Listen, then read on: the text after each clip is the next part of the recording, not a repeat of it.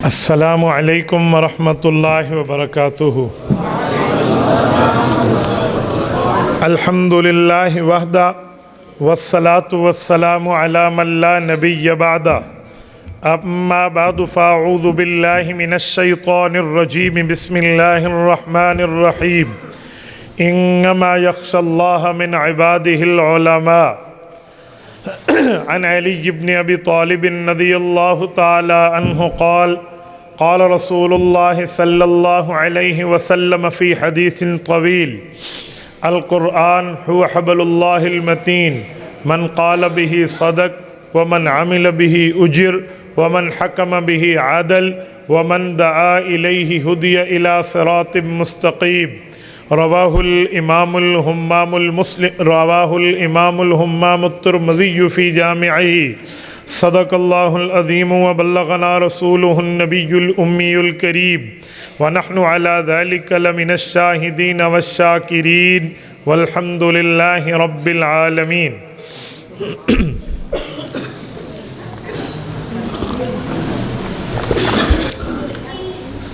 معزز دوستو، آج 9 جنوری 2022 بروز اتوار ہے، اور آپ کے یہاں بہاولپور شہر اڈہ 16 میل میں حضرت مولانا سجاد حسین شاہ صاحب دامت برکاتہم کی دعوت پرخلوص پر میں آپ کی خدمت میں موجود ہوں۔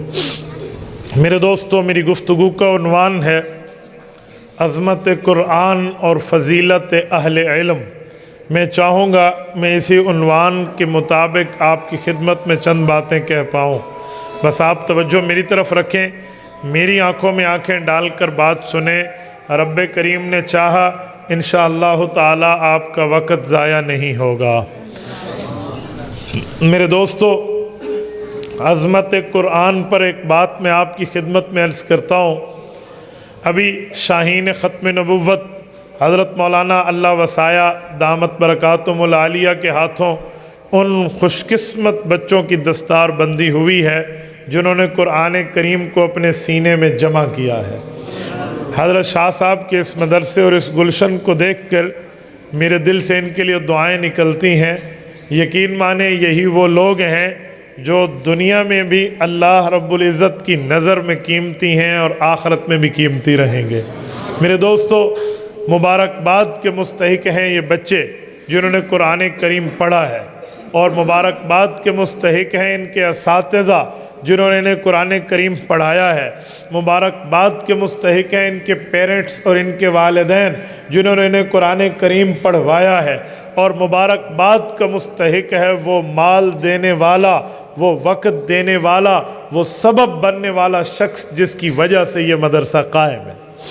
میرے دوستو، قرآن کریم کی عظمت پر ایک بات کرتے ہوئے کہوں گا، یہ پاک کتاب وہ کتاب ہے جس کو اللہ نے آسمان سے نازل فرمایا ہے، اور یہ بات آپ اور ہم بخوبی جانتے، مانتے، سنتے، سمجھتے آئے ہیں کہ کلام اللہ کی طرف سے حضور پاک کے دل اقدس پہ آیا، اور حضور کے دل اقدس سے صحابہ کرام نے اس کو لکھا اور لکھ کر امت تک پہنچایا۔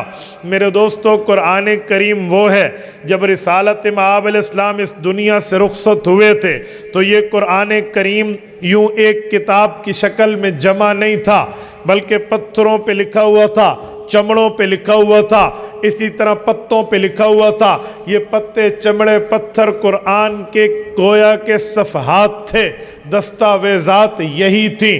حضور پاک دنیا سے رخصت ہوئے، عقیدہ ختم نبوت کے دفاع کے لیے حضرت ابوبکر صدیق نے جنگ یمامہ کی لڑائی لڑی، اور وہاں پر 1200 صحابہ ختم نبوت کا تحفظ کرتے ہوئے شہید ہوئے۔ مقابلے میں مسلمہ کذاب فی النار ہوا۔ اس کے بعد ہوا کیا؟ معاملہ یہ ہوا کہ وہاں پر 700 قرآن کے قاری شہید ہو گئے۔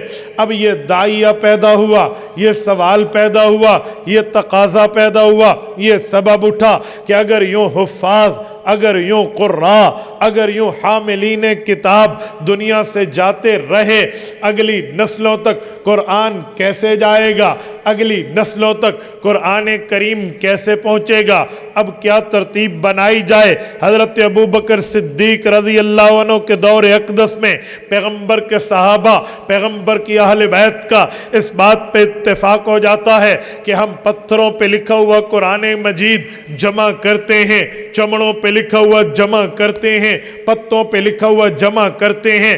آج جمع ہو گیا، پھر کیا کریں گے؟ انہیں دو گتوں کے درمیان ایک دستاویز کی شکل دیں گے، ایک کتاب کی شکل دیں گے۔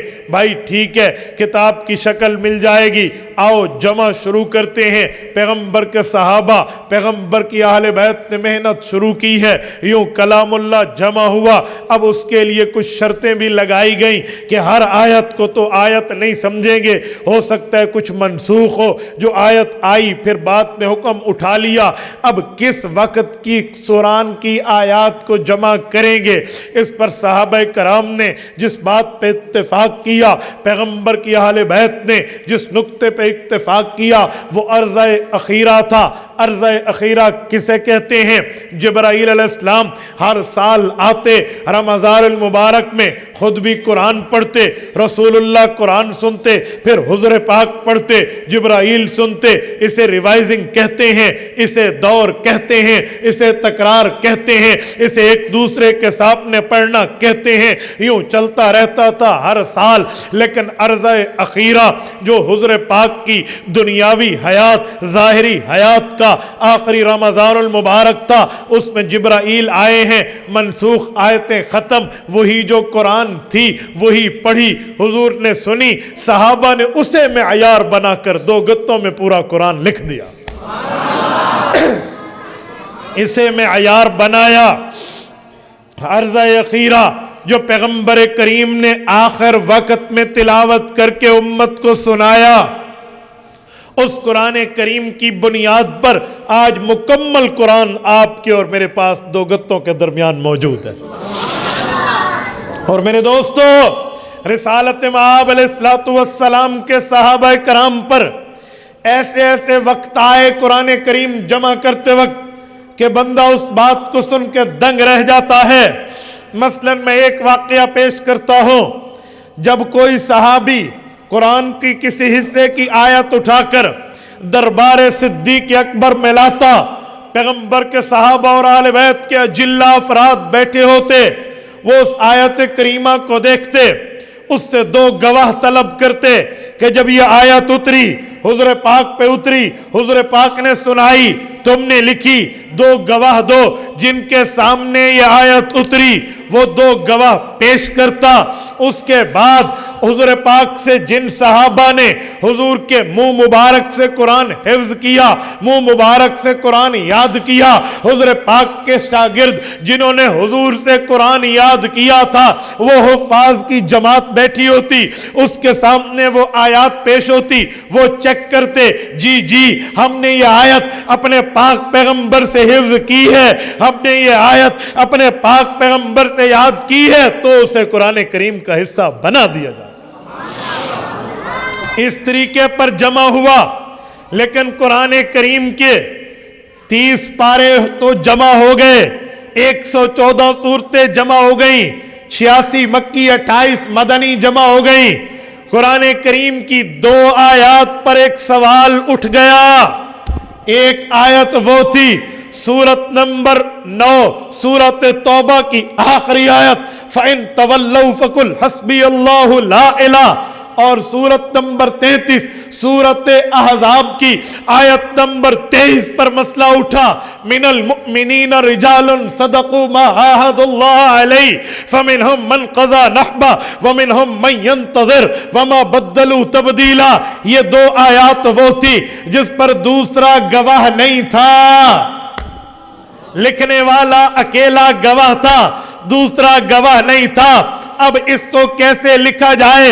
اور لکھنے والے عظیم صحابی رسول کا نام حضرت خزیمہ بن ثابت الانصاری رضی اللہ عنہ ہیں، وہ آئے ہیں دربار ابو بکر میں، پیغمبر کے صحابہ اہل بیت کے اجلہ افراد بیٹھے ہیں، انہوں نے کہا کیا لائے؟ کہا یہ میں اپنے پاس سے لکھی ہوئی 2 آیات وہ لایا جو میں نے اپنے پاک پیغمبر سے سنی تھی، حضور پہ اتری تھی، حضور پاک نے سنائی تھی، میں نے لکھ کر اپنے پاس محفوظ حضور پاک کے کہنے پہ رکھا تھا۔ کہا جی بہت ٹھیک ہے، آیت آ گئی، اب اس پہ 2 شرطیں تھی، حفاظ کو یاد ہونا چاہیے جنہوں نے حضور سے پڑھا ہے، حضور سے یاد کیا ہے، نمبر 2 اس پر 2 گواہوں کا نصاب بھی پورا ہونا چاہیے۔ اے خزیمہ جب تو یہ بیٹھا تھا آیات لکھتے، تیرے پاس دوسرا گواہ کون تھا؟ بہاولپور کے غیور مسلمانوں، حضرت خزیمہ نے ہاتھ کھڑے کر دیے، فرمایا اور کوئی نہیں تھا، اکیلا میں ہی تھا، دوسرا گواہ کوئی نہیں تھا۔ سرور کائنات کی ذات اقدس تھی، یا میں خادم خزیمہ بن ثابت الانصاری تھا، اور میں کاتب ہوں، وَهُوَ يُحْسِنُ الْكِتَابَ، بہت پیاری رائٹنگ ہے ان کی، پینٹر کے انداز میں لکھا کرتے تھے، تو ان سے حضور نے فوراً لکھوا لیا۔ اس موقع پر دوسرا گواہ امت میں کوئی نہیں تھا، تو حضرت زید بن ثابت رضی اللہ عنہ نے اعتراض کیا کہ سب کمیٹی نے بیٹھ کے یہ شرط طے کی ہے کہ 2 گواہ ہونے چاہیے، تو 2 گواہ تو نہیں ہیں۔ تو خزیمہ نے کہا کہ آپ کے پاس دوسری شرط بھی تو ہے نا، کہ حضور سے جن حفاظ نے حفظ کیا ہے ان کو یاد بھی ہونی چاہیے، تو پوچھے ان حفاظ سے، تو ان حفاظ نے کہا بالکل یہ قرآن کریم کی آیات ہے۔ لیکن حضرت زید بن ثابت کہنے لگے ٹھیک ہے، میں بھی قرآن کا حافظ، میں نے بھی رسول اللہ سے پڑھا، میں مانتا ہوں آیات ہے، لیکن یہ شرط ٹوٹتی ہے، کیا کریں؟ اس شرط کا کوئی حل نکالیں۔ میں نے حضرت ابو بکر، عمر، عثمان، علی رضی اللہ عنہم جیسے اجلہ صحابہ کو جواب دینا ہے، اور مجھے اس پہ حلف دینا پڑ جائے تو میں جھوٹا حلف تو نہیں دوں گا۔ کہا بھائی اس آیات پہ 2 گواہ تھے، ان آیتوں پہ آپ خود مان رہے ایک تھے، یا تو دوسرا گواہ لاؤ۔ خزیمہ نے کہا میں جھوٹا گواہ نہیں ہوں، میں جھوٹی گواہی پیش نہیں کر سکتا، کیونکہ میرے پاک پیغمبر کا اعلان ہے شہادت الزور، جھوٹی گواہی بندے کو جہنم لے جاتی ہے۔ میں نہیں جانا چاہتا، میرے پاس اور کوئی گواہ نہیں تھا، لکھنا ہے لکھ لو، نہیں تو اپنی شرط کا جو حل نکالنا ہے نکال لو۔ خزیمہ یہاں بیٹھا ہوا ہے، دربار تک بات گئی۔ ایک مرتبہ پھر مشورے کے لیے بزرگ صحابہ بیٹھے، اہل بیت کے افراد بیٹھے، حضرت خزیمہ کی صداقت پہ آج تک اعتراض کسی کو نہیں تھا، ان کی دیانت پر اعتراض نہیں تھا، سب کو یقین محکم تھا کہ سچا ہے، لیکن شرط جو لگ گئی ہے ہر آیات پہ شرط پوری، اس آیت پر کیا کریں؟ اللہ اکبر۔ آپ اٹھائیے مصنف عبد الرزاق، امام عبد الرزاق ابن الحمام الصنعائی الیمنی رحمہ اللہ حدیث پاک لائے کتاب القضاء میں، فرماتے ہیں حضرت خزیمہ کے لیے بزرگ صحابہ نے ایک فضیلت سنائی اور شرط کا مسئلہ حل ہو گیا۔ وہ فضیلت کیا تھی؟ پاک پیغمبر کا دور اقدس تھا، رسالت میں آپ نے ایک یہودی سے قرض لیا تھا، بعد میں اس کو لوٹا دیا، جب پیسے آئے یہودی تک قرض دے دیا۔ وہ یہودی جب قرض لے کر اپنے یہودیوں کے پاس گیا کہ مجھے مسلمانوں کے نبی نے لیا ہوا قرض لوٹا دیا، ساتھی شرارتی تھے، دوست شاطر تھے، مکار تھے، انہوں نے کہا ایک سوال کا جواب دے، تجھے دوبارہ قرضہ لے کر ڈبل پیسے کر دیں گے۔ انہوں نے کہا کیا؟ کہا جب مسلمانوں کے نبی نے تجھے یہ قرض لوٹایا کوئی گواہ بھی تھا یا وہ پیغمبر اکیلے تھے؟ کہا جی کوئی گواہ نہیں تھا، انہوں نے ہاتھ در ہاتھ تنہائی میں مجھے دے دیا۔ یہودی شاطروں نے کہا، مکاروں نے کہا، چال بازوں نے کہا، لومڑی کی ذہنیت رکھنے والوں نے کہا بس وہ جھوٹی گواہی نہیں دیتے، چل نبی کے پاس، انہیں کہو مجھے قرضہ لوٹاؤ، اور وہ کہیں تو قرضہ لے گیا، تو کہنا گواہ پیش کرو۔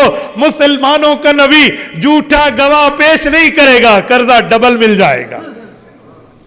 یہ شاطرانہ پن چلایا، یہ اعتراض چلایا، یہ ابجیکشن لائے، یہ معاملے کو لے کر آئے تو وہ یہودی پھر حضور کے پاس آیا، اور بہاولپور کے مسلمانوں میں تمہارے ضمیر کو جھنجھوڑ رہا ہوں، مشرک ہے، بے ایمان ہے، کافر ہے، لیکن وہ بھی مسلمانوں کے اس شرط پہ اتنا یقین رکھتا ہے کہ جھوٹی گواہی نہیں دیں گے۔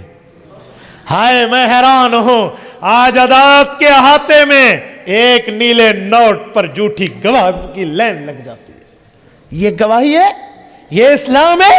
یہ ایمان ہے؟ یہ غیرت ہے کہ ایک جھوٹی گواہی ایک پیسے کی بنیاد پہ؟ مسلمانوں یاد رکھو، پاک پیغمبر کا فرمان ہے شہادت الزور تصل الی جہنم، جھوٹی گواہی دو گے تم ڈائریکٹ اپنی جہنم کو اپنے نام پہ اعلان کر چکے ہو۔ آج جھوٹی گواہی کی بنیادیں، ابھی میں آ رہا تھا، یہ میرے ساتھ راستے میں حضرات گاڑی میں موجود تھے، مجھے ایک دوست کی کال آئی اور وہ کہنے لگے کہ میں رہتا تو اپنے والد کے پاس ہوں، لیکن اب گواہی دینے کا وقت آ گیا ایک مسئلے پر عدالت میں، اور میں اس کا گواہ نہیں ہوں، اب میں ابو کے حق میں گواہی نہ دوں تو ابو گھر سے نکال دے گا، میں کیا کروں؟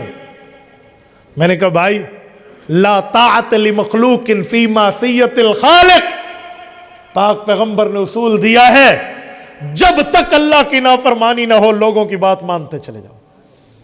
مخلوق کی بات کا احترام ہے جب تک رب کی نافرمانی نہ ہو، اور جب رب کی نافرمانی ہو ایسے حکم کو پاؤں کی جوتے کے نوک پر اڑا دیا جائے گا، اسے تسلیم نہیں کیا جائے گا۔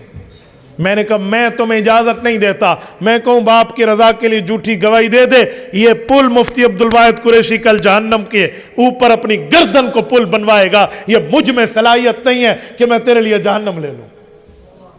اپنے آپ کے معاملہ دیکھ لو یا ابو کو سمجھا لو، ابا جی میں تیری دنیا بنانے کے لیے اپنی آخرت کو برباد نہیں کر سکتا، کھلا کھلا کہہ دے۔ ہاں ہاں اللہ اللہ خیر صلی اللہ، شریعت کی مخالفت میں کوئی والدین کی اطاعت نہیں ہے، شریعت کی حد تک ہے، شریعت کی مخالفت میں کوئی شیخ کی اطاعت نہیں ہے، شریعت کی حد کے اندر ہے، شریعت کی مخالفت میں کسی استاذ مدرس معلم بڑے شیخ طریقت کی کوئی اطاعت نہیں ہے، شریعت کی حد کے اندر ہے۔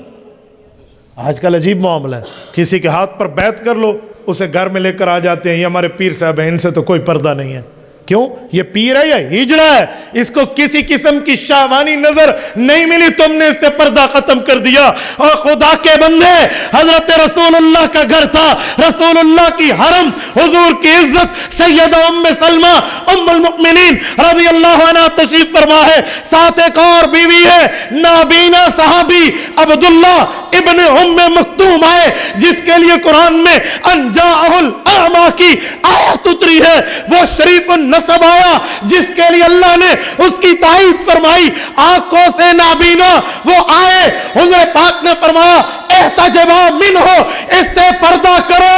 وہ عورتیں ام المؤمنین کہنے لگی یا رسول اللہ مسئلہ سمجھا دیں، وہ کیا نابینا نہیں ہے؟ فرمایا افہم یوان، اگر اس کی آنکھیں نہیں ہیں تو تمہاری بھی نہیں ہے، جب تمہاری آنکھیں ہیں تم دیکھو گے یہ بھی بدنظری ہے، تم پردہ کر لو۔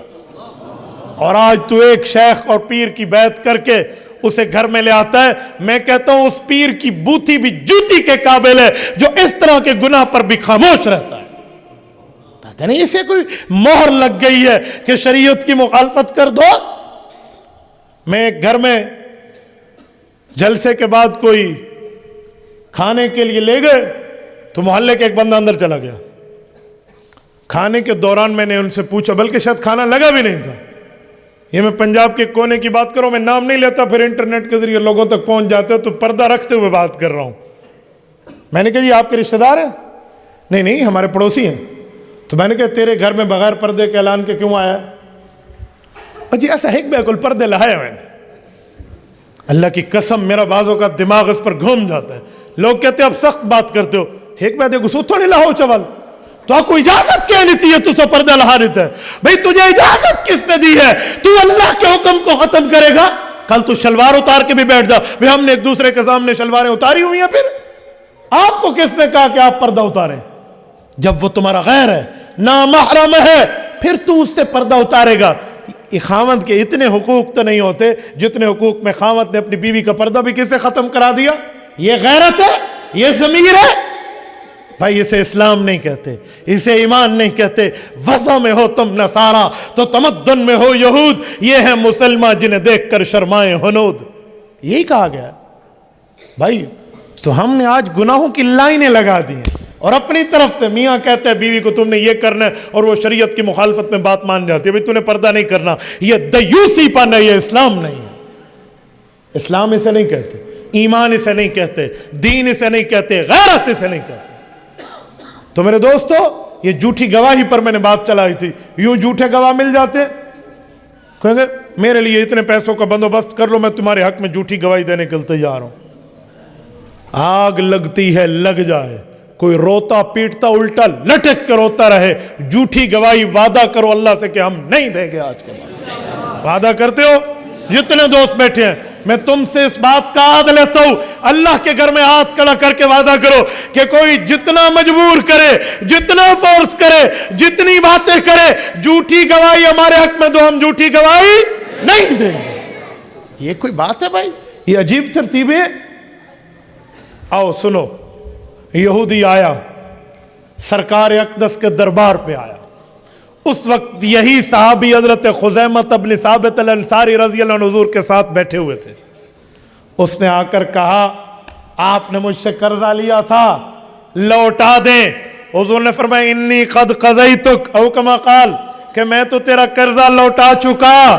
اس نے کہا بینہ، ثبوت لائیے، دلیل لائیے، پروف لائیے، ایویڈنس لائیے، گواہ لائیے، کہاں آپ نے قرضہ دیا ہے مجھے۔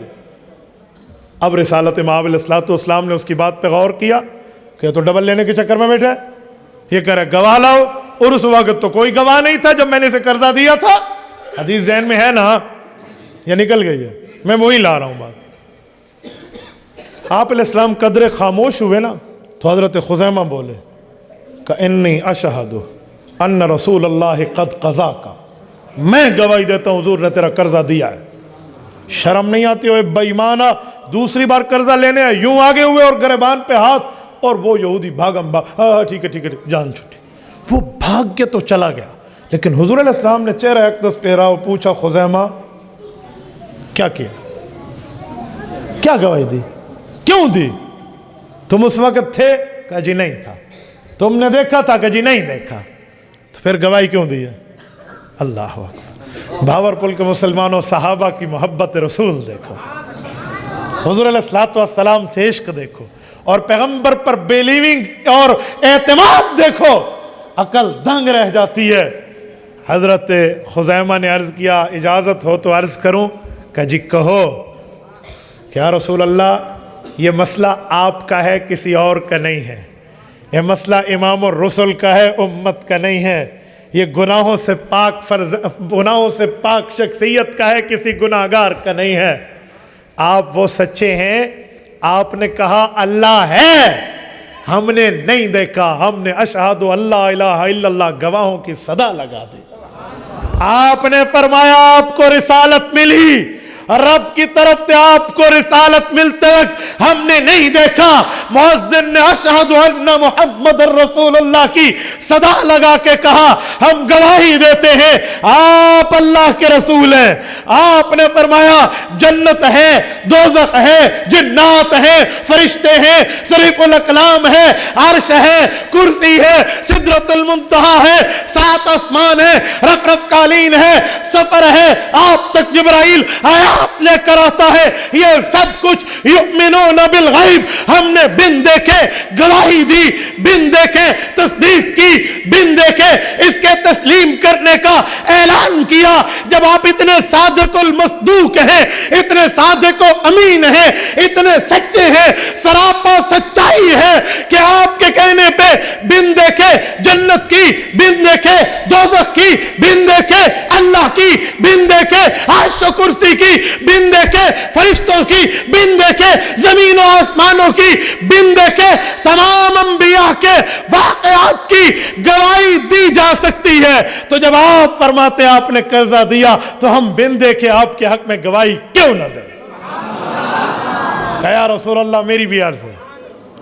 حضور علیہ السلام خوش ہوئے اور فرمایا خزیمہ انت ذو شہادتین، آج کے بعد میں تیرے لیے اللہ کی خوشی کا یوں اعلان کر رہا ہوں کہ میرا مولا تیرے پہ یوں راضی ہے کہ تو نے اپنے پاک پیغمبر کے دل کو یوں ٹھنڈا کیا.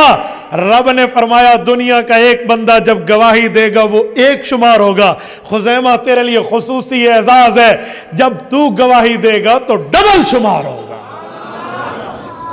دگنا شمار. ذو شہادتین. حضرت خزیمہ ابن ثابت الانصاری رضی اللہ عنہ وہ ہیں. حضرت زید ابن ثابت نے جب اعتراض کیا کہ دوسرا گواہ، کہا جی یاد تو سب کو ہے، ایک شرط تو پوری. کہا جی دوسرا. تو جو دوسرا مشورہ بیٹھا انہوں نے کہا خزیمہ کو جانتے نہیں ہو، یہ تو وہ ہے جس کے لیے ڈبل گواہوں کی شرط میرے پاک پیغمبر نے رکھ دی تھی. اب خزیمہ اکیلا آیت لایا ہے، گواہی ڈبل کے برابر. یہ آیات آج بھی قرآن کا حصہ ہے. میرے دوستو یوں قرآن جمع ہو کے آپ کی اور مجھ تک پہنچا، یوں جمع ہو کر آیا اور ان بچوں نے پڑھا. مبارکباد کے مستحق ہیں یار. یہ تو میں نے عظمت قرآن پر بات کی. آؤ میں فضیلت اہل علم پر بھی ایک جملہ آپ کی خدمت میں کرتا ہوں، توجہ رکھنا. اہل علم کی بڑی فضیلت ہے، بڑے فضائل ہیں. اہل علم عالم ہونے کے بڑے درجات ہیں. میرے پاک پیغمبر نے جو دین کے علوم سیکھنے کے لیے آئے اس کے لیے فرمایا وَإِنَّ مَلَائِكَ لَتَضَعُ أَجْنِحَتَهَا لِذَرِّ طَالِبِ الْعِلْمِ وَأَنَّ الْحِيتَانَ فِي جَوْفِ الْمَاءِ. کہے لوگو جو علم دین حاصل کرنے آئے، رب کے فرشتے اس کے لیے پر بچھاتے ہیں اس کی خوشنودی کے لیے، اور سمندر کی مچھلیاں اس کے لیے دعائیں مغفرت کرتے ہیں. یہ میرے پاک پیغمبر کا فرمان ہے. سورج مشرق کے بجائے مغرب سے نکل سکتا ہے. آقا کا فرمان جھوٹا نہیں ہو سکتا. تو علم دین کے حصول کے لیے اتنی بڑی فضیلت ہے تو اپنی اولادوں کو علم دین کے لیے وقف کیوں نہ کیا جائے، اپنی زندگی کو علم دین کے لیے وقف کیوں نہ کیا جائے. اور سنو اہل علم کی فضیلت. میرے پاک پیغمبر پہ اترنے والا قرآن کریم بتاتا ہے انما یخشی اللہ من عبادہ العلماء. جو میں نے آیت خطبے میں پڑھی ہے، اللہ نے فرمایا محبوبم یہ علماء جو ہیں یہ حقیقی طور پر اللہ سے ڈرنے والے ہیں، یعنی ان کے دل میں اللہ کی ڈر، اللہ کا تقوی موجود. یہ اہل علم ہے.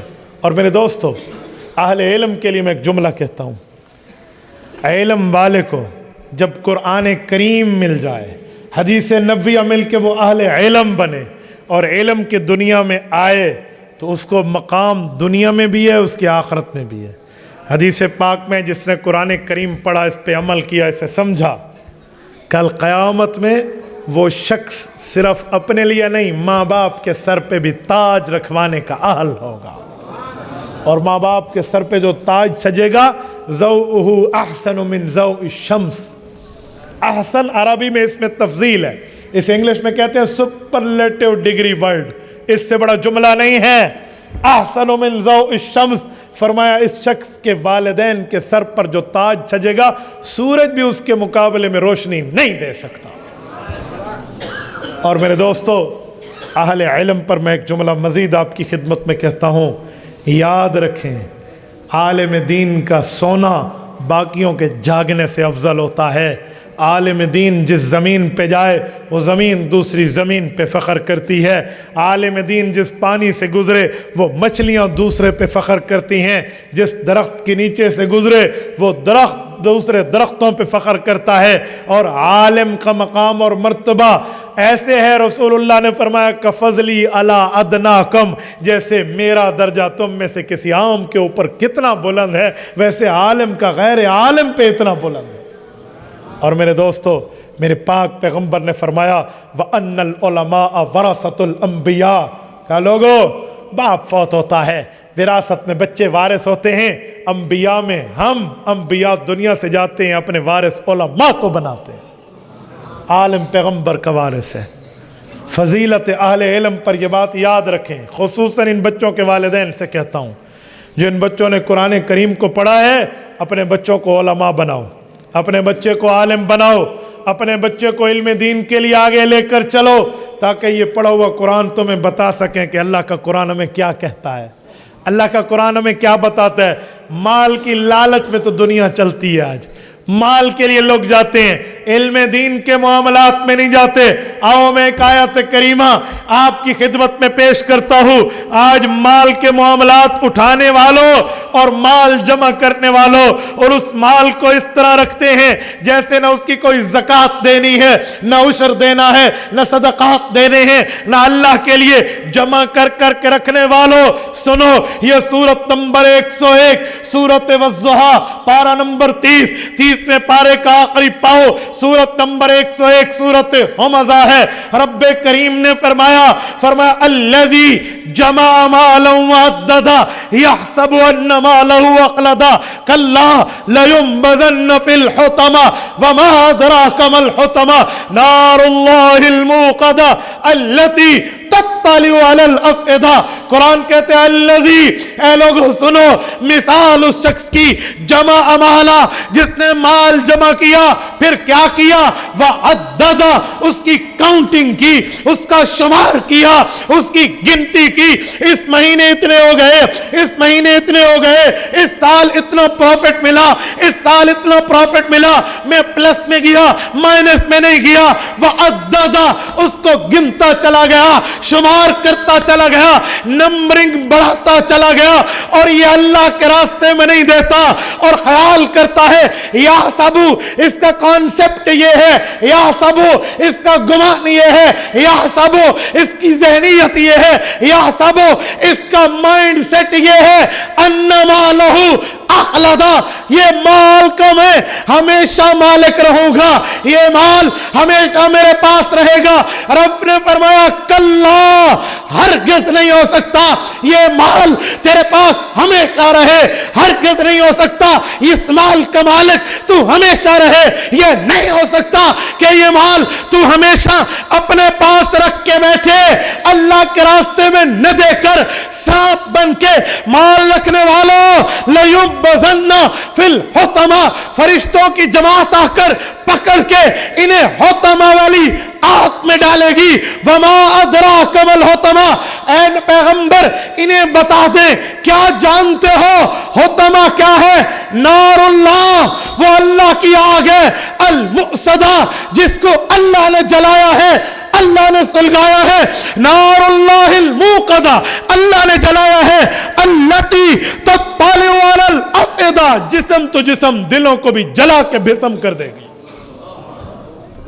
اور پھر کیسے؟ کوئی بھاگ پڑیں گے؟ کہا جی نہیں، انہا علیہم مؤصدہ، یہ کورڈ ایریا ہوگا، ان پر بند ہو جائے گا، انہیں اندر ڈال کے کلوز اپ کر دیا جائے گا، پھر فی عمد ممددہ، جیسے ایک لمبے سے کسی پائپ میں ڈال دو، ادھر بھی بند ادھر بھی بند، بندہ باہر نہیں نکلے گا، یہ بھی اس آگ سے باہر نہیں نکل پائیں گے۔ یہ اللہ کا قرآن کہہ رہا ہے۔ میں جنگ اخبار کے صفحے نہیں پڑھ رہا، میں اخبار جہاں اور سنڈے میگزین نہیں پڑھ رہا، میں اللہ کے قرآن کو پڑھ رہا ہوں جس کی زبر زیر کی سچائی پر ہمارا ایمان موجود ہے۔ میرے دوستو، آج ہم مال کے چکروں میں بیٹھے ہیں، علم چھوڑ دیا، بچے کو کمانے پہ لگا دیا۔ مجھ سے بہت ہے ایک شخص، میں بیرون ملک کی بات کر رہا ہوں، اس کے والد نے اسے اس دن کہا کیا 5ویں 6 سال میں پڑھ رہا ہے، 2 سال بعد مولوی بن کے پن رہتے ہیں، تو نے تو ویسے بیٹھتا ہے، لہٰذا کاروبار شروع کر لو۔ اے اللہ کے بندے، کیا سوچا تمہاری؟ سارے بیٹے دنیا کے لیے رکھے، کوئی آخرت کے لیے تو رکھ دے۔ نہ بابا نہ، آخرت کے لیے کوئی نہیں۔ بھائی یہ عالم بنے گا، ان نے تیری دنیا اچھی کی ہے، یہ تیری آخرت اچھی کرے گا، نہیں اس کی کوئی پرواہ نہیں۔ کیا فکر آخرت ہے ہمیں؟ ہاں علماء کے پاس وہ مال ہے جو خرچ کرو تو بڑھ جاتا ہے، جو ہلاک کے پاس وہ مال ہے جو خرچ کرو تو کم ہو جاتا ہے۔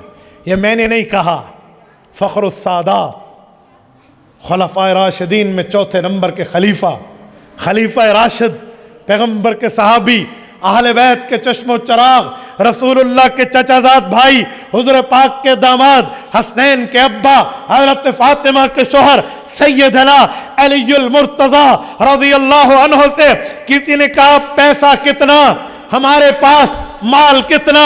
تمہارے پاس. حضرت علی نے فرمایا رضینا قسمت الجبار فینا لنا علم وللجہال مال فإن المال فانی قریب فإن العلم باقی لا یزال.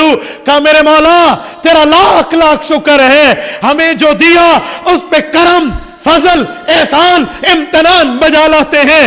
قسمت الجبار فینا لنا علم وللجہال مال، ہمیں علم دیا، ہمارے دشمن کو مال دیا.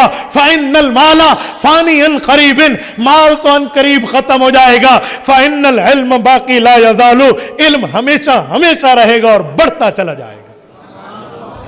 آپ ایک بات مجھے بتائیں، سنو، اگر آپ کے پاس 1,00,000 روپے ہو، 1,00,000 میں 100,000 بنتے ہیں، اور یہاں بندے بیٹھے ہیں، 1,000 دے دو، 1,00,000 روپے ختم ہو جائیں گے یا بڑھ جائیں گے؟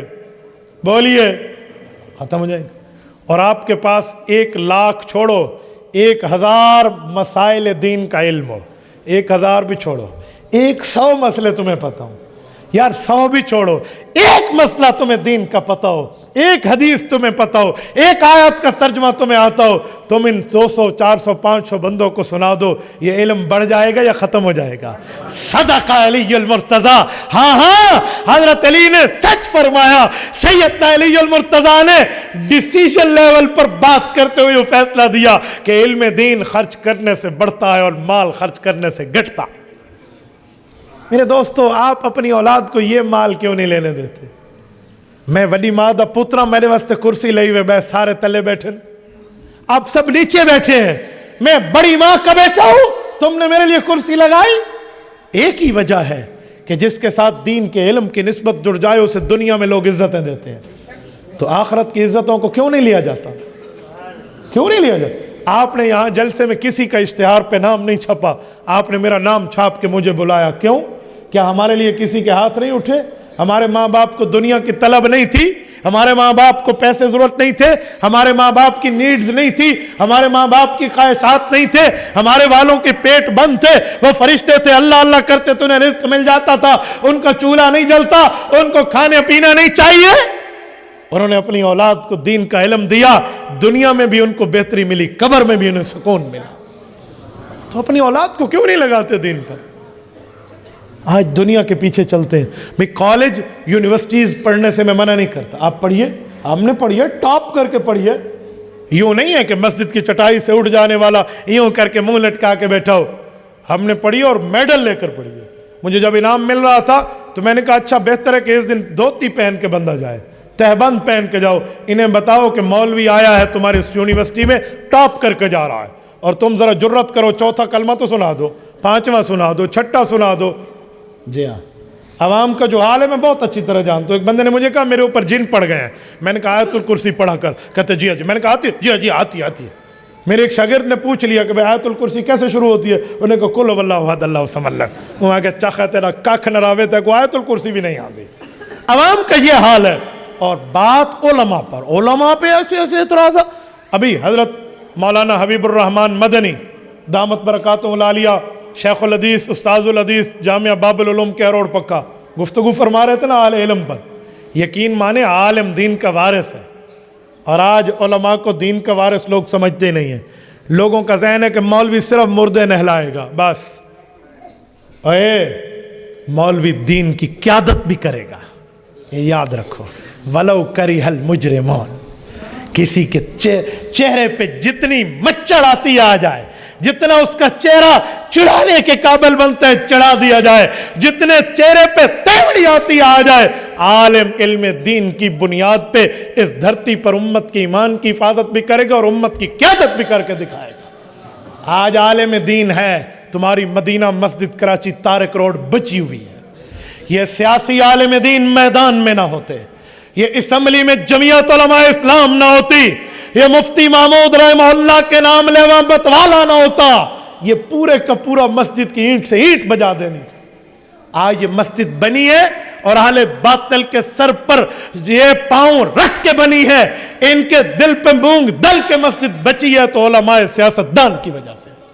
باقی جو سیاسی وڈیرے بیٹھے ہیں کل تمہارے پاؤں میں جھک کے تم سے ووٹ لیتے ہیں، انہوں نے کلمہ نہیں پڑھا، انہوں نے اللہ کو جان نہیں دینی، آج اس مسجد کے دفاع کے لیے سارے بیٹھے ہو خاموش ہیں.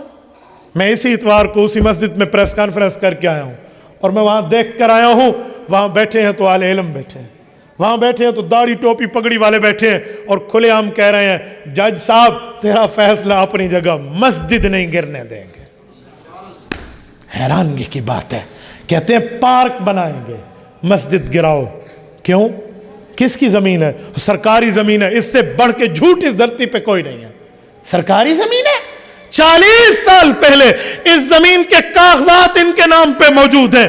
NOC تم نے دی ہے, نان آبجیکشن سرٹیفکیٹ دی ہے. تم نے ہم سے بجلی کا بل لیا, ہم سے گیس کا بل لیا, پانی کا بل لیا. یہ 40 سال سے حکومت نے ٹیکسز لیے, قیمت لی, بل لیا. اس کے باوجود آج کہتے ہو ہم گرائیں گے. جرت ہے تو کسی میں اس کو گرا کے دکھائے. نعرہ تکبیر, محمد مصطفیٰ, عظمت قرآن, عظمت مساجد, سر پکف سر بلند, جرأت مند غیرت مند, نعرہ تکبیر. یہ علماء نے آپ کو سنبھال کے دیا ہے.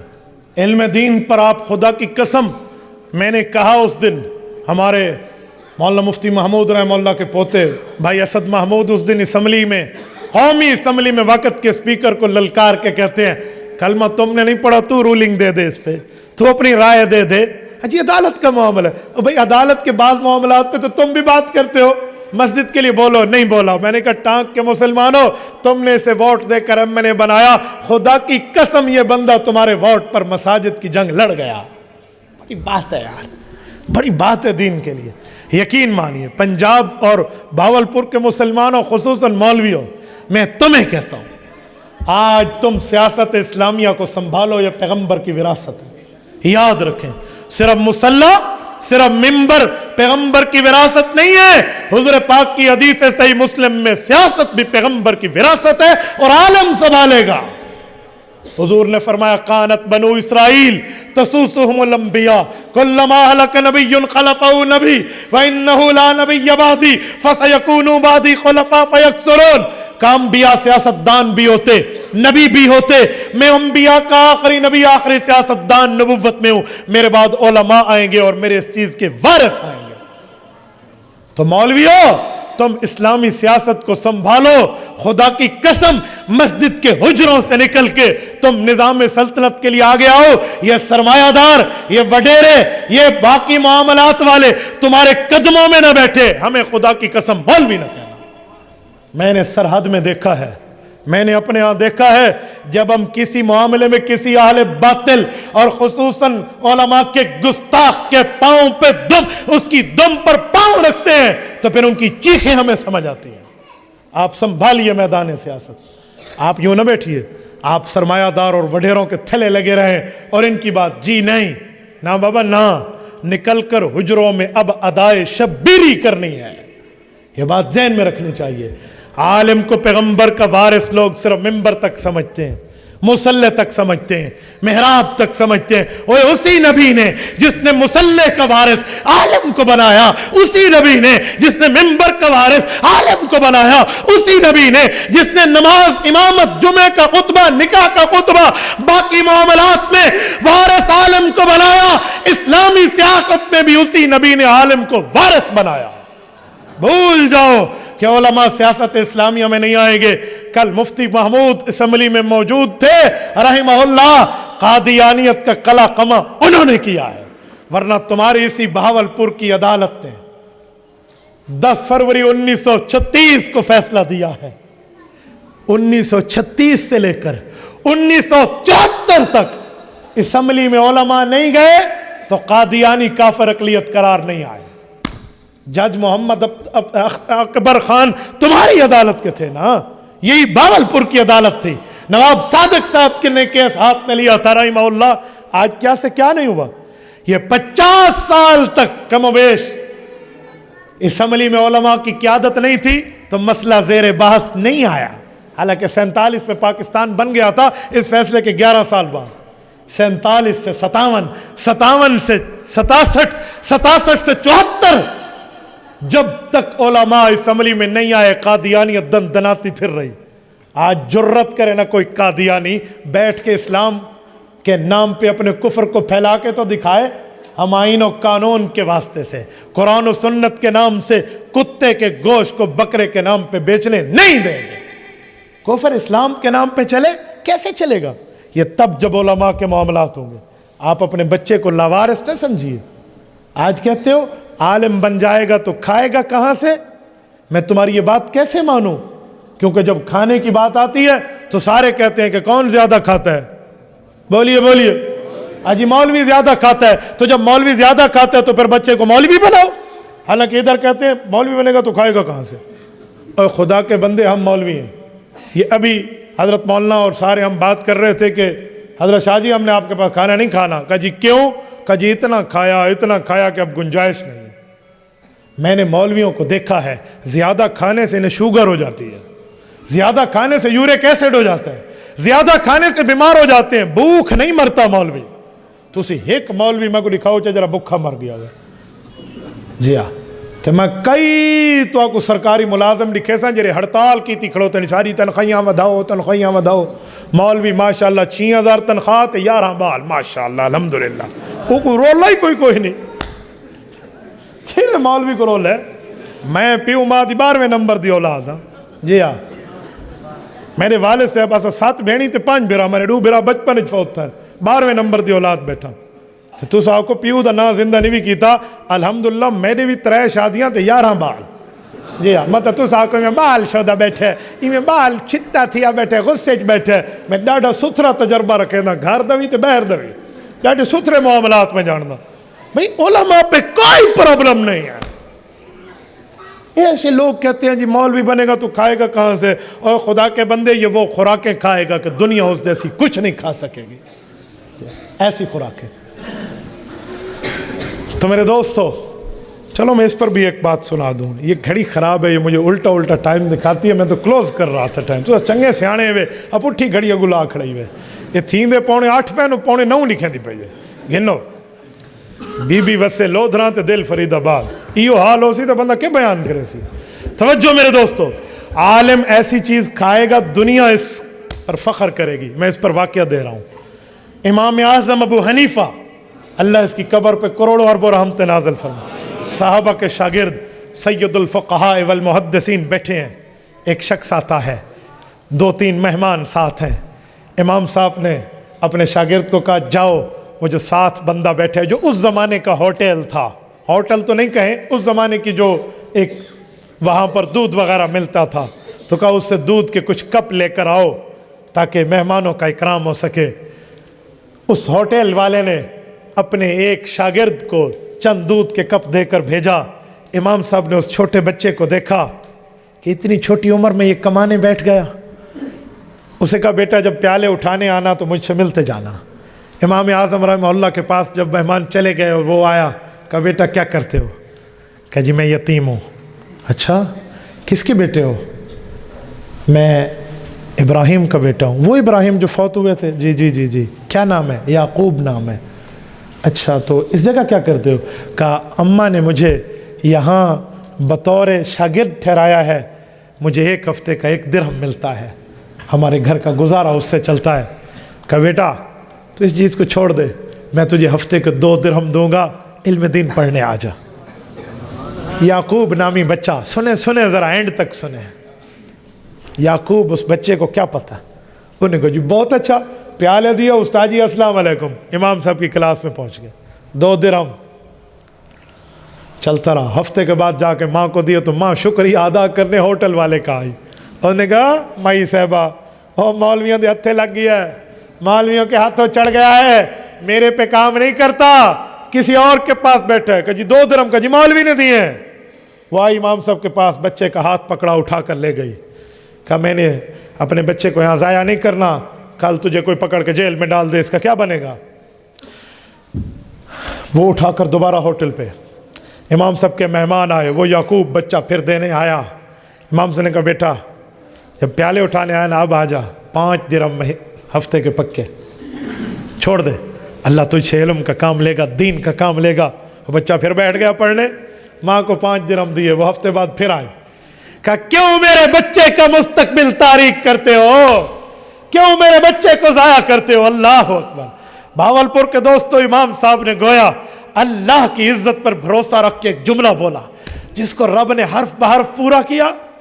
امام صاحب نے کہا اماں اس پر جبر نہ کر, اس پر اصرار نہ کر, یہ بچہ علم پڑھے گا, تو کھانے سے ڈرتی ہے, یہ ایسی خوراکیں کھائے گا بادشاہ بھی اس خوراک کو ترسیں گے. بہرحال اس خاتون نے نہ چاہتے ہوئے بھی بات مان لی, چلی گئی گھر. اور یہ بچہ پڑھتا رہا پڑھتا رہا پڑھتا رہا, اور اس یعقوب کا نام آج دنیا یعقوب نہیں جانتی, امام قاضی ابو یوسف جانتی ہے. یہ قاضی ابو یوسف کا اصل نام یعقوب ابن ابراہیم ہے. دنیا میں سب سے بڑا امام ابو حنیفہ کا شاگرد بنا, جو امام شافعی کا دادا استاذ ہے. امام محمد کے استاذ ہیں امام قاضی ابو یوسف, اور امام محمد امام شافعی کے استاذ ہیں. یعقوب ابن ابراہیم القاضی. اور جب ملت اسلامیہ میں عباسی سلطنت کا اتنا بڑا دور تھا کہ اس دور میں سورج غروب نہیں ہوتا, اگر ایک ملک میں سورج غروب ہوا تو عباسی سلطنت کے دوسرے ملک میں سورج طلوع ہوتا تھا. مشکل نہیں ہوتی تھی, ان کو اتنی بڑی سلطنت تھی. کوہ کاف کے فلک بوس چوٹیوں, چیچنیا سے لے کر بغداد اور ترکی تک کے تمام ریاستہائے ملک اور مدن ان کی سلطنت کے تحت تھے. اس پوری سلطنت کے چیف جسٹس آف دا مملکہ کا عہدہ آیا کہ کس عالم کے سر پہ یہ پگڑی سجے جو پوری دنیا اسلام کا ایک ہی چیف جسٹس کہلائے, ایک ہی قاضی القضات کہلائے, اور اس کا فیصلہ اتنا مبارک ہو, اتنا بابرکت ہو, اتنا باسعادت ہو, اتنا قابل عمل ہو کہ علماء اس پر عمل کرنا بھی شروع کر دیں, عوام بھی اس کو مان لے, خواص بھی اس کو مان لے. اتنا اہل علم کے پائے کا آدمی لاؤ تو ہارون الرشید بادشاہ کی نظر جا کے جو ٹکی ہے وہ اسی یعقوب ابن ابراہیم امام قاضی ابو یوسف پہ جا کے ٹکی, جو امام ابو حنیفہ کے شاگرد تھے, اور انہیں قاضی القضات کا عہدہ ملا. ایک دن قاضی ابو یوسف بیٹھے ہیں, اتنے بڑے ملک کے اسلامی قاضی, اور ان کے پاس کھانے کا ایک تشت پیش ہوا. پستہ, بادام, فالودہ, کانجو, اس طرح کے ڈرائی فروٹ پیش ہوئے. اس زمانے میں خاص خاص لوگ کھایا کرتے تھے, آج کے زمانے میں خاص خاص کھاتے ہیں. عام کسی بندے کو کہو, جس نے کہو میں نے آدھا کلو چلغوزے کھائے ہیں, تم میں ایک بندہ ہاتھ کھڑا کرے اور مجھ سے انعام لے. مسجد میں بیٹھے ہو, آپ کہیں میں نے 1 کلو تو چھوڑو, آدھا کلو چلغوزے کھائے ہیں, آپ نے کھائے ہیں؟ جی ہاں, یہ تبدیلی نہیں ہے, تباہی کا دور ہے. ان نے کتنے حد تک پہنچا دیا کھاتا. میں حیران ہوں ان یوتھیوں پہ جنہیں 70 روپے پیٹرول پر بندہ چور نظر آتا تھا, 150 روپے پیٹرول پہ ان کو حاجی نظر آتا ہے.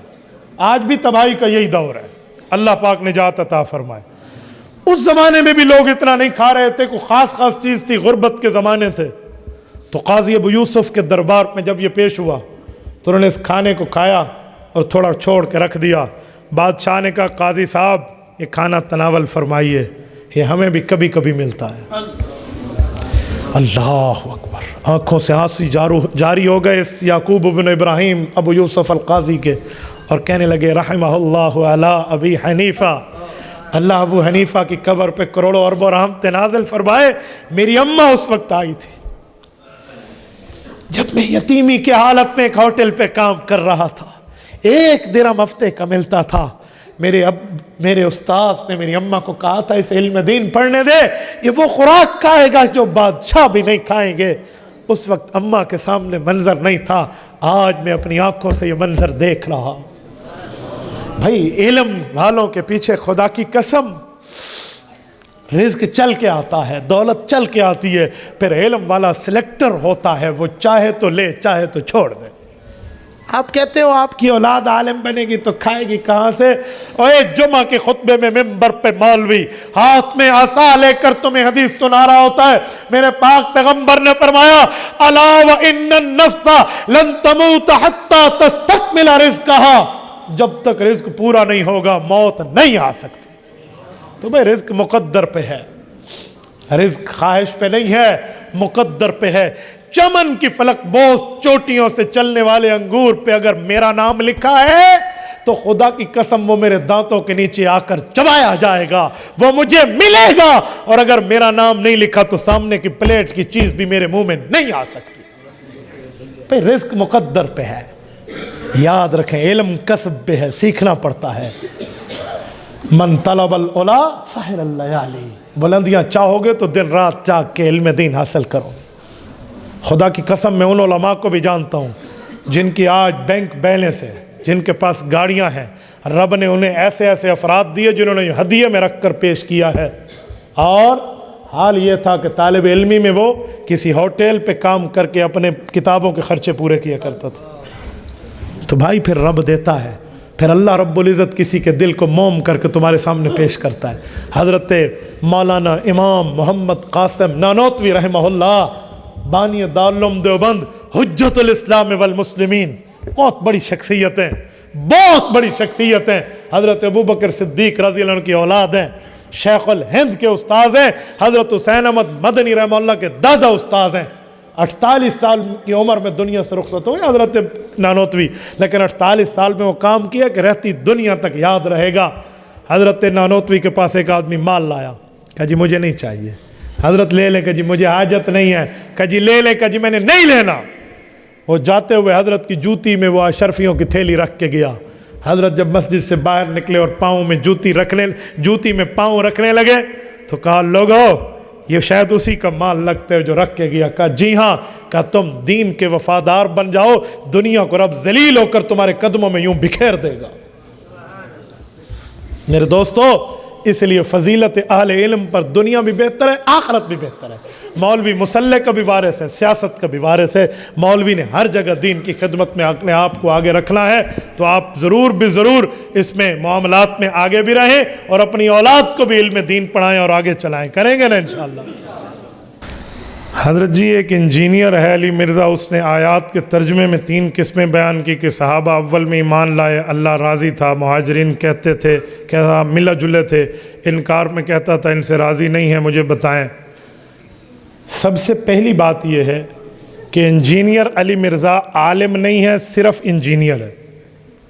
انجینئر ہوتا اور عالم بھی ہوتا تو بہت اچھی بات تھی، لیکن وہ عالم نہیں ہے۔ ہمارے علماء میں کوئی انجینئر بھی ہیں اور عالم بھی ہیں، مثلا حضرت جی پیر ذوالفقار احمد نقشبندی دامت برکاتہم العالیہ انجینئر بھی ہیں، عالم بھی ہیں۔ تو ہمیں ہر انجینئر مرزا پہ اعتراض اس وقت تک نہ ہوتا جب تک یہ عالم بن جائے۔ یہ عالم نہیں ہے، جسٹ انجینئر ہے۔ انجینئر کا کام مسئلے بتانا نہیں ہوتا، انجینئر کا کام تھلی سیدھی کرنا ہوتی ہے، گلی سیدھی کرنا ہوتی ہے، اسٹرکچر قائم کرنا ہوتا ہے، تعمیر بتانا ہوتی ہے، کندھی سنگھی ہے کہ ڈنگی ہے، یہ بتانا ہوتا ہے۔ دیوار ٹیڑھی یا سیدھی، لوگ اس سے مسئلے پوچھتے ہیں اور اس بے وقوف کو ذلو فاضلو بنایا ہوا ہے۔ اس انجینئر میں اتنی بھی جرت نہیں ہے جتنی میری یہ ہاتھ کی انگلی کا پورا ہے، اتنی بھی جرت نہیں ہے کہ اہل علم سے بات کر پائے۔ اس کے چیلے ہم سے رابطے میں انہیں کہتا ہوں اپنے گرو کو لاؤ، ہم سے بات کرے، 2 4 پہ مسئلہ حل ہو جائے گا۔ اجی نہیں، انجینئر صاحب کہتے ہیں مناظروں سے فائدہ نہیں ہے، تو پھر دین کے خلاف بھونکنے سے فائدہ ہے؟ کیسی بات کرتے ہو؟ صحابہ اور اہل بیت پر تم غب غب کرو، یہ فائدہ ہے؟ اور پیغمبر کے صحابہ اور اہل بیت پر تم اپنی انگلیاں چلاؤ، حضرت اماں عائشہ رضی اللہ عنہ کو ظالمہ کہو اور حضرت معاویہ کے خلاف بک بک کرتے رہیں، اور اس طرح رسول اللہ صلی اللہ علیہ وسلم کے لیے عجیب یہ معاملات ہیں تمہارے۔ یہ انجینئر کا کام ہے۔ اس جاہل کو پتہ ہی نہیں ہے کہ مہاجرین و انصار کی ویلیو کیا ہے۔ آؤ میں آپ کی خدمت میں مہاجرین کی بات رکھتا ہوں۔ الذین اخرجوا من دیارہم واموالہم، قرآن کہتا ہے صحابہ وہ ہیں جنہوں نے حضور پاک کے دین کے لیے مال بھی چھوڑ دیا، گھر بار بھی چھوڑ دیا۔ اور انصار کون ہے؟ جو مدینہ میں رسول اللہ پر ایمان لائے۔ اور انصار اور مہاجرین، ہجرت سے پہلے والے مہاجرین، ہجرت کے بعد والے باقی، اور مدینہ والے انصار۔ سورۃ حدید آیت نمبر 10۔ رب کریم نے ان تمام صحابہ کے لیے کیا فیصلہ کیا ہے؟ میں حیران ہوں، انجینئر کو ایک بات نظر آتی ہے، قرآن کریم کے دوسرے معاملات میں اس کو کہیں نظر نہیں آتا۔ آؤ میں آپ کی خدمت میں سورت نمبر 57 سورۃ حدید کی آیت نمبر 10 پڑھ رہا ہوں. رب کریم سورۃ حدید کی آیت نمبر 10 میں ان صحابہ کے لیے فرماتے ہیں, فرمایا لوگو یاد رکھو, لا یستوی منکم من انفق من قبل الفتح وقاتل, جو صحابہ کرام فتح مکہ سے پہلے ایمان لائے اور جان خرچ کی اور جہاد کیا, ان کا رتبہ بہت بڑا. اولئک اعظم درجۃ من الذین انفقوا, ان کا درجہ پہلوں والوں کا درجہ بڑا ہے. من الذین انفقوا من بعد وقاتلوا, جو ان کے بعد ایمان لائے اور جہاد کیا ان کا رتبہ ان سے کم ہے. لیکن وہ جہاد کرنے والا مجاہد ہو, ہجرت کرنے والا مہاجر ہو, یا ہجرت کے بعد ایمان لانے والا ہو, یا پیغمبر کا انصاری مدینے والا ہو, وَكُلًّا وَعَدَ اللَّهُ الْحُسْنَى, پیغمبر کے تمام صحابہ سے اللہ نے جنت کا وعدہ کیا ہوا ہے. واللہ بما تعملون خبیر, اللہ تمہارے تمام اعمال کی خبر رکھتے ہیں. یہ قرآن کہہ رہا ہے. اور یہ جاہل صحابہ کرام کے لیے آیت اٹھا کر جی اس میں داخل جی اس میں خارج, بوتھی ویکھو تے اپنی گل ویکھو. آدمی فوت ہو جائے اس کی تعزیت میں لوگ کلخانی 40واں کرتے ہیں, اس بارے میں بتائیں. رسول اللہ صلی اللہ علیہ وسلم کے صحابہ کرام اور اہل بیت حضور کی موجودگی میں فوت ہوئے ہیں. پیغمبر نے اپنے کسی صحابی کے نہ کل کیے, نہ 40واں کیا, نہ 7واں کیا, نہ جمعرات کیے, نہ باقی معاملات کیے. حضرت رسول اللہ کی پہلی بیٹی حضرت زینب, دوسری بیٹی حضرت رقیہ, تیسری بیٹی ام کلثوم, چوتھی بیٹی حضرت فاطمہ, یہ 4 بیٹیاں حضور کی. 3 صاحبزادے ہیں, ایک کا نام قاسم ہے, ایک کا نام طیب ہے اور ایک کا نام ابراہیم ہے. طیب کے 5 نام ہیں, طیب, طاہر, مطیب, مطہر, 5 نام ہیں. اس لیے لوگ سمجھتے ہیں بیٹے زیادہ ہیں, بیٹا ایک ہے, نام زیادہ ہے, کیونکہ اعلان نبوت کے بعد پیدا ہوئے تھے. تو 3 صاحبزادے, قاسم, طیب اور ابراہیم, اور 4 صاحبزادیاں, 3 اور 4 7 بنتے ہیں. پیغمبر کی 7 اولادیں ہیں, 6 حضور پاک کی موجودگی میں دنیا سے رخصت ہوئے ہیں. پیغمبر نے اپنی کسی اولاد میں کسی بیٹی بیٹے کی وفات پہ نہ کل کی ہے, نہ جمعرات کی ہے, نہ 7واں کی ہے, نہ 40واں کی ہے, نہ سالانہ عرس کیا. پیغمبر کریم سے ثابت نہیں ہے, نہ حضور کے صحابہ, نہ حضور کی اہل بیت سے. آپ کا بندہ فوت ہو گیا, پڑھ کے جتنا بخشو بخشو. یہ کلوں کی ترتیب کہاں سے نکلی ہے, 7ویں کی ترتیب کہاں سے آئی, جمعراتیں کہاں سے آئی, 40ویں کہاں سے آئی, شریعت کی ترتیب نہیں ہے. یہ اپنی رسم, اپنے رواج, اپنے معاملات ہیں, تو اپنے آپ کے ہوں گے. خدا کے لیے سے شریعت کے متھے نہ مارو. شریعت کہتی ہے جب بھی چاہو پڑھ کے بخش دو, اور یہاں یہ ہے جی کل نہیں پڑھے تو بندہ نہیں بخشا جائے گا. اور خدا کا بندہ تو کل 3رے دن پڑھتا ہے. جب بندہ گرفتار ہو جائے فوراً رہا کراتے ہیں, فوت ہو جائے ہو سکتا ہے فوراً عذاب ہو, ابھی سے پڑھنا شروع کر دے تو 3 دن کے بعد لگا ہوا ہے. یہ ترتیب شریعت کی نہیں ہے. حضرت جی فرمائیے میلاد کی شریعت. میلاد رسول اللہ صلی اللہ علیہ وسلم کی پیدائش کو کہتے ہیں. پیدائش کو سب مانتے ہیں, پیدائش کو ہم مانتے ہیں. جو پیغمبر کی پیدائش کا قائل نہیں ہے وہ بے ایمان ہے. لیکن پیدائش پر یہ جو بھنگڑے ڈلتے ہیں, پیدائش پر یہ جو باقی غیر شرعی خرافات اور رسومات ہوتی ہیں, یہ پیغمبر کے زندگی میں یہ دن 62 سے 63 مرتبہ آیا ہے. حضور نے نہ کبھی حکم کیا, نہ کبھی آگے معاملہ ہے. ایک بندہ مجھے کہنے لگا فَبِذَالِكَ فَلْيَفْرَحُوا, قرآن میں ہے کہ نیکی پر خوش ہو جاؤ. میں نے کہا بہت اچھا, حضور کی آمد پہ ہم خوش ہیں. جو خوش نہیں ہے وہ بے ایمان ہے. خوش ہو جاؤ ہے, خوشی مناؤ نہیں ہے. مناؤ کی دلیل چاہیے, خوش ہو جانا تو ہر مسلمان کا کام ہے. آپ رمضان کے آنے پہ خوش ہوتے ہیں یا خوشی مناتے ہیں؟ ہوتے ہیں تو ہو جائیں. آپ جو رمضان کی آمد پہ ڈھول بجائیں اور خوش منانے کی بات کریں تو دلیل تو آپ سے لی جائے گی نا. تو دلیل دکھا دیں. دلیل ہے نہیں, نہ حضور نے کیا, نہ صحابہ نے, نہ اہل بیت نے. تو فائدہ خوش ہونا اور ہے, خوشی منانا اور ہے. منانے کے لیے دلیل چاہیے بھائی. حضرت جی میں حنفی ہوں اور فرض نماز کے بعد ہم دعا مانگتے ہیں. کچھ اہل حدیث حضرات کہتے ہیں فرض نماز کے بعد دعا ثابت نہیں ہے. حضرت جی قرآن و سنت سے وضاحت کر دیں. فرائض کے بعد دعا کو ثبوت یوٹیوب پر میرا بیان موجود ہے. میں نے آیات بھی, احادیث بھی, صحابہ کے اقوال اور فتاوی بھی دیے ہیں. 12 منٹ کا آپ مفتی عبدالواحد قریشی لکھیں اور دعا بعد الفرائض لکھیں, آپ کو پورا کلپ مل جائے گا. اس میں آپ کو مصنف ابن ابی شیبہ کی حدیث بھی مل جائے گی, تفسیر ابن کثیر کا حوالہ بھی مل جائے گا, بہقی کا حوالہ بھی مل جائے گا, قواعد فی علوم الحدیث کا حوالہ بھی مل جائے گا, اعلاء السنن کا حوالہ بھی مل جائے گا, امام رزین کا حوالہ بھی مل جائے گا. ان سب میں ثابت ہے رسالت مآب علیہ الصلوۃ والسلام نماز کے بعد دعا فرماتے تھے. اور کچھ لوگ کہتے ہیں اونچی کہاں سے ثابت ہے؟ تو بھائی نماز کے بعد کی دعا ہے اللہم انت السلام, پڑھتے ہیں اللہم انت السلام منک السلام, پڑھتے ہیں نہیں پڑھتے؟ تو حضور پاک نے اگر اونچی نہ پڑھی تو صحابہ کو پتہ کیسے چلا؟ اونچی پڑھی ہے تو پتہ چلا ہے نا بھائی. اور اگلی بات کہ یہ دعا مانگنا کوئی فرض نہیں ہے، یہ ایک اچھا طریقہ ہے، مسنون کام ہے، آپ مانگ لیں۔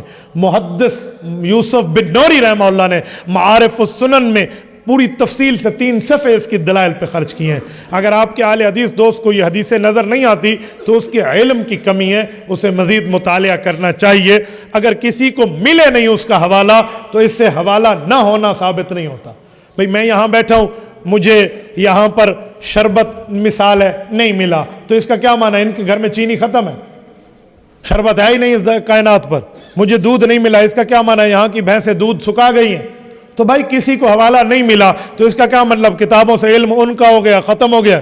اس کو چاہیے کسی دوسرے سے علم لے لے۔ اللہ اللہ خیر صلی اللہ فوق کل ذی علم علیم، ہر عالم پر کوئی نہ کوئی عالم کی دلائل موجود ہوتے ہیں۔ نوجوان نسل انجینئر مرزا سے متاثر ہو رہے ہیں، اس کے بارے میں بتا دیں۔ یار متاثر نہیں ہو رہے، دیندار طبقہ نہیں ہو رہا، بے دین ہو رہے ہیں۔ دیندار کو پتہ ہے دین انجینئر سے نہیں عالم سے ملتا ہے، اس لیے وہ متاثر نہیں ہوتا۔ آپ مجھے بتائیں کبھی آپ موچی سے دوائی لینے گئے ہیں؟ ایک موچی دوائی دینا شروع کر دے تو آپ اس سے لینا شروع کریں گے؟ ہاں جی اس موچی کا رد کرے، رد کی ضرورت ہی نہیں ہے۔ کوئی کملا تے یملا ہے کہ کھوتی نو ہاتھ لایا موچی تو دوائی لیسی۔ بھئی موچی سے دوائی کیوں لیں گے؟ اس کا کام ہی نہیں ہے، دوائی ڈاکٹر سے لیں گے۔ تو بھئی انجینئر سے مسئلے کیوں پوچھیں؟ وہ عالم تو ہے نہیں، وہ تو جسٹ انجینئر ہے، ان کا کام تھلی سیدھی کرنا، گلی سیدھی کرنا ہے، وہی پوچھیں۔ اس کے باوجود بھی کوئی اسی سے جا کر دین کے مسئلے پوچھتے ہیں تو میں کہتا ہوں میر بھی کیا سادہ ہیں، بیمار ہوئے جس کے سبب۔ میر بھی کیا سادہ ہیں، بیمار ہوئے جس کے سبب اسی عطار کے لونڈے سے دوا لیتے ہیں۔ ٹھیک ہے، پھر تمہارا اپنا ہی کام ہے، جو چاہو کرتے پھرو، پھر سمجھانے کی کیا ضرورت ہے۔ حضرت جی نماز جنازہ کے بعد دعا میں ایک عالم دین کہتے ہیں اذا صلیتم علی المیت فاخلصوا له الدعاء، جب تم میت پر نماز پڑھو تو اخلاص کے ساتھ دعا مانگو۔ دیکھو حضرت جی اخلاص کے ساتھ دعا مانگیں گے تو نماز جنازہ کے بعد دعا ثابت ہو گئی۔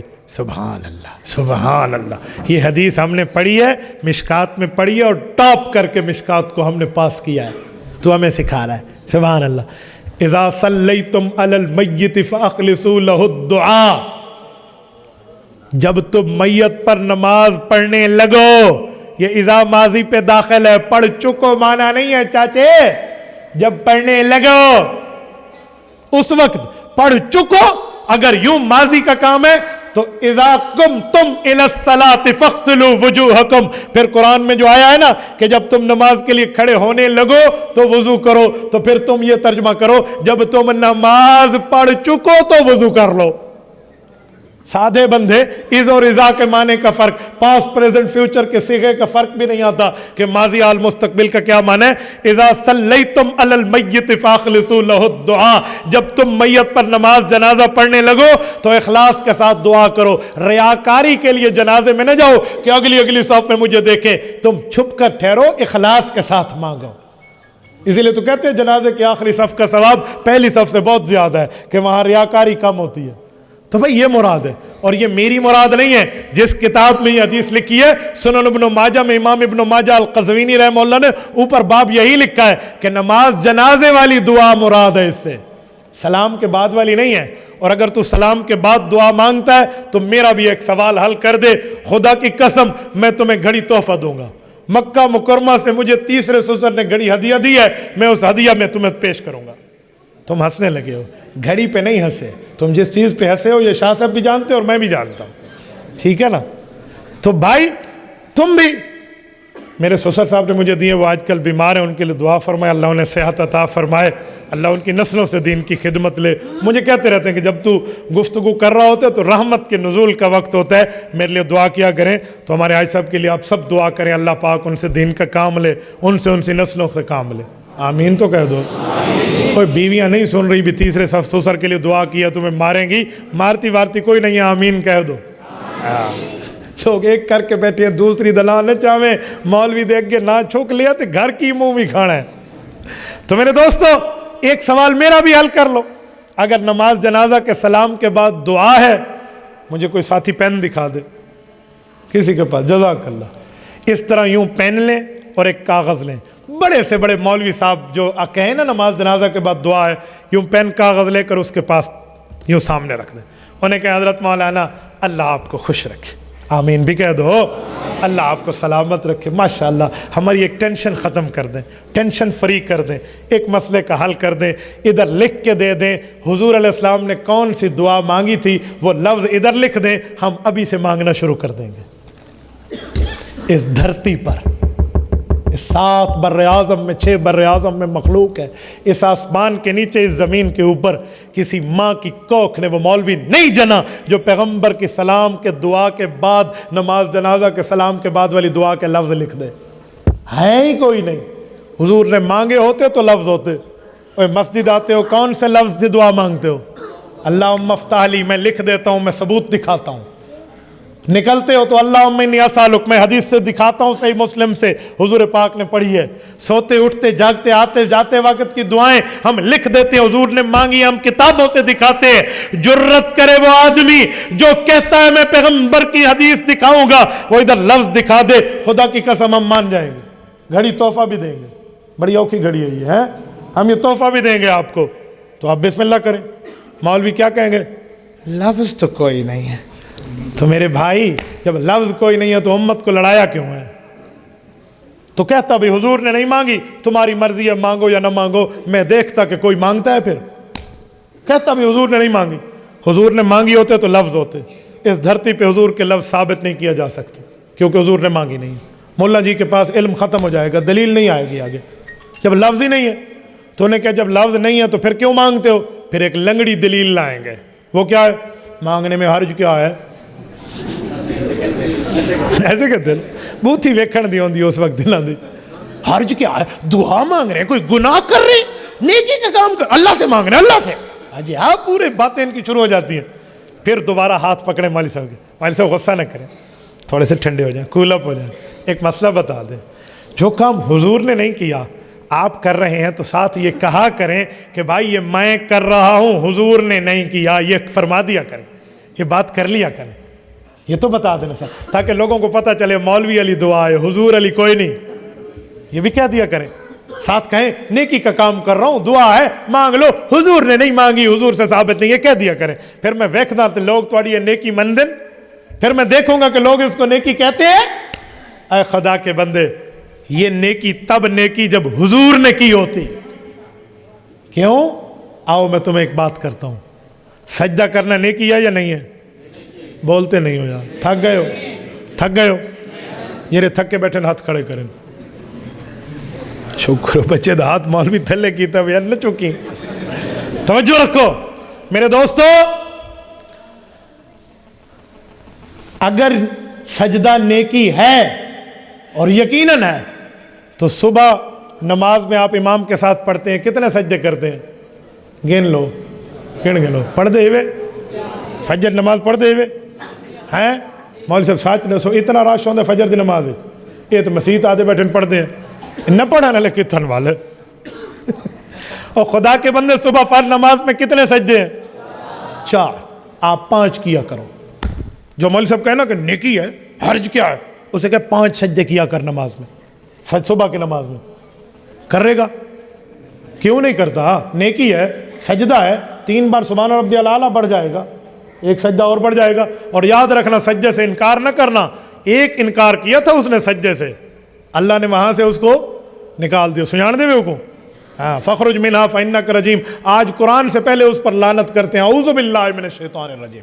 شیطان کے لیے پہلے پڑھ, اس نے بھی سجدے کا انکار کیا تھا. مولوی صاحب تو 5 سجدے کر, انکار نہ کرنا کہ کم اور خراب نہ ہو بن جائے. تو مولوی جی کا ایک ہی جواب ہوگا جو اس کا جواب ہو جائے گا. مولوی کہے گا سجدہ نیکی ہے, اچھی بات ہے, 3 بار سبحان ربی الاعلیٰ کا ثواب بڑھ جائے گا, لیکن ادھر نہیں کرتا کہ یہ کام ادھر حضور نے ہمیں نہیں سکھایا. انہیں کہا مولوی جی دعا بہت اچھی چیز ہے, بہت بڑا ثواب ہے, الدعاء مخ العبادہ, عبادت کا مغز ہے, لیکن سلام جنازہ کے فوراً بعد حضور نے نہیں سکھایا تو نہیں مانگتے.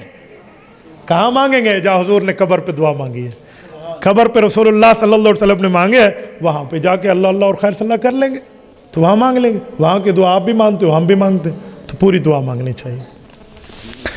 کہتے ہیں صحابہ اور اہل بیت کے گستاخ کا جنازہ پڑھانا کیسے ہے؟ جامع ترمذی ابواب المناقب جلد نمبر 2. حضور پاک صلی اللہ علیہ وسلم نے ایک جنازے پر آ کر فرمایا انہو یبغض عثمان فابغضہ اللہ, اس کا جنازہ نہیں پڑھنا چاہیے. یہ عثمان غنی رضی اللہ عنہ سے بغض رکھتا تھا، اس سے اللہ نفرت کرتا ہے. تو اس لیے کسی صحابہ اور اہل بیت کے منکر کے جنازے پہ نہیں جانا. کچھ لوگ کہتے ہیں جنازہ پڑھایا تو نکاح کیا. ظاہری بات ہے، صحابہ کرام کا گستاخ ہو، اہل بیت کا گستاخ ہو، اس بے ایمان کا جنازہ پڑھائیں، تمہارا نکاح بچے گا؟ رانندہ خیال کر کے بجائے. ٹھیک ہے، جزاکم اللہ تعالی. اللہ آپ کو خوش و خرم رکھے، صراط مستقیم پہ رکھے. وآخر دعوانا ان الحمد للہ رب العالمین.